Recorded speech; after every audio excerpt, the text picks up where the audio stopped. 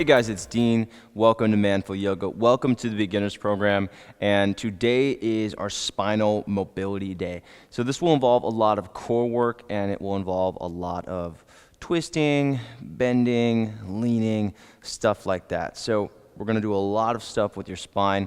Also a fair amount of stuff with your legs. So in order to move your spine properly, we also need to warm up the muscles in your legs, particularly your hips, just because your hips connect to your spine, and that has a big influence on how your spine performs. All right, let's get started. We're going to start off on your back, and today we're also going to be using a block. So if you'll recall, we've done some other workouts with the block. Today we're also using the block again. So I want you to squeeze the block between your thighs. Keep your lower back just slightly lifted off the ground with your core engaged. So feel these muscles from just below your pubic bone up to your sternum engaging. And then from here, bring the hands behind your neck, interlace your fingers, flare your elbows toward the ground so you can get your chest open, and then just lightly lift your chest. Now you might start to shake here. That's normal. Again, squeeze the legs together. Feel your core working here. Think about lifting your sternum toward the ceiling. Don't crane your neck. Use your sternum to lift. And you can tell that I'm shaking here. You can hear this in my voice. That's because my core is working. That's how you should feel in this position. If it gets hard, you can go down a little bit if you'd like. But the point of this exercise is to get your core moving, get your core working so that it engages when we do these other exercises. All right, go ahead and release your head down. Bring your arms out to the sides. Take an inhale, bring your legs out to the sides. Exhale back to center. Inhale, legs to the left. Exhale back to center. So we're going to do these reclined twists. Keep going on your own pace, using your inhale to take it out to the side, and the exhale to bring it back to center. This might be difficult for you. It might be easy.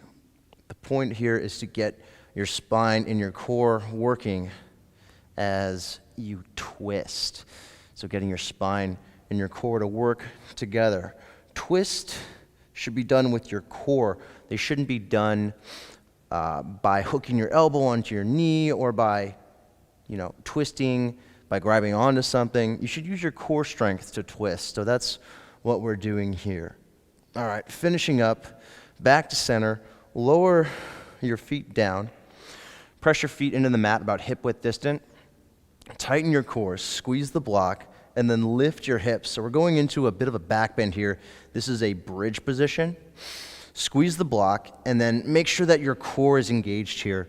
Your stomach should be flat, okay, or at least those muscles should be engaged. And then lifting the hips. So you're stretching the hip flexors, the tops or the fronts of your hips, palms facing up, arms along your sides, shoulders kind of pressing down away from the ears. So this is working your back and your core, and again, stretching your hip flexors. One more breath here. All right, go ahead and release down.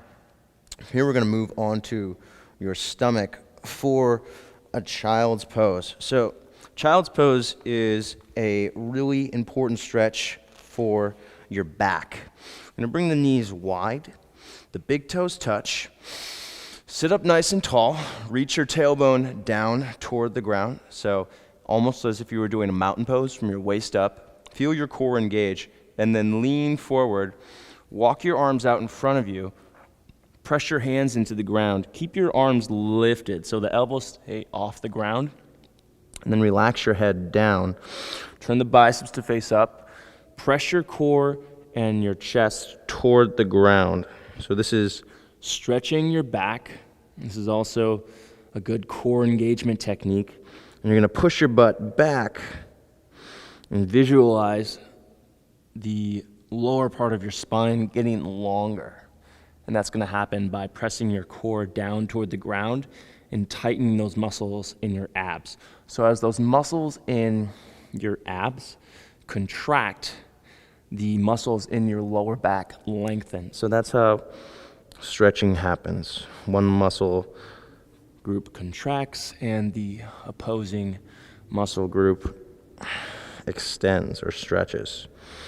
All right, take it back up. So hands come under the shoulders, knees back under the hips. And if you want to get a block here, put that between your thighs just for a little more stability.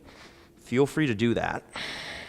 And we're going to do some cat-cow here. So inhaling to arch, looking forward, lifting your butt, tightening your core. Exhaling to round, bringing your head toward your hips, looking behind you, pressing your back up toward the ceiling. 3 more of those on your own. So the biceps face forward, the shoulders stay away from the ears, the core stays engaged the whole time, and that block is going to help you with core engagement and also with keeping your inner thigh muscles engaged. So please use that block if you have one. So the exhale stretches your back as you bring your head toward your hips. The inhale stretches your chest as you look forward and you arch your back. Last one, exhale and round. Squeeze out all the air, squeeze your core, squeeze, squeeze, squeeze. And then release back to tabletop. And from here, we're gonna go into a bird dog. So keep that block between your legs. Stick your left arm straight out in front of you.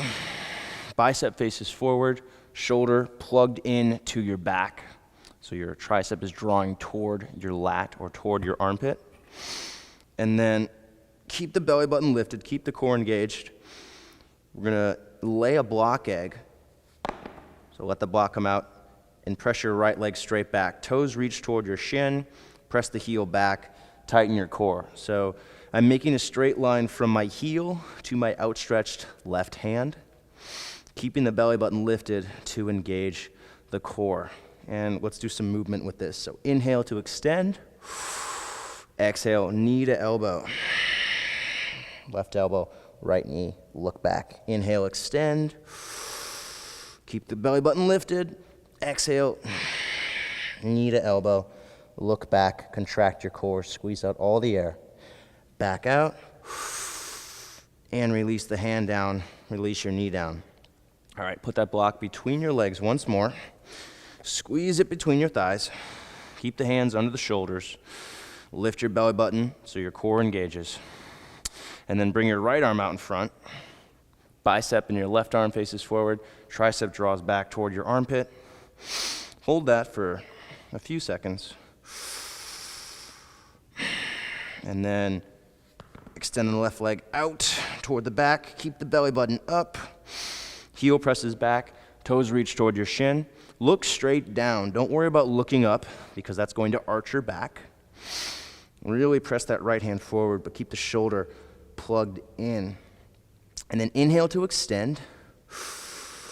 Exhale, knee to elbow. Squeeze it in.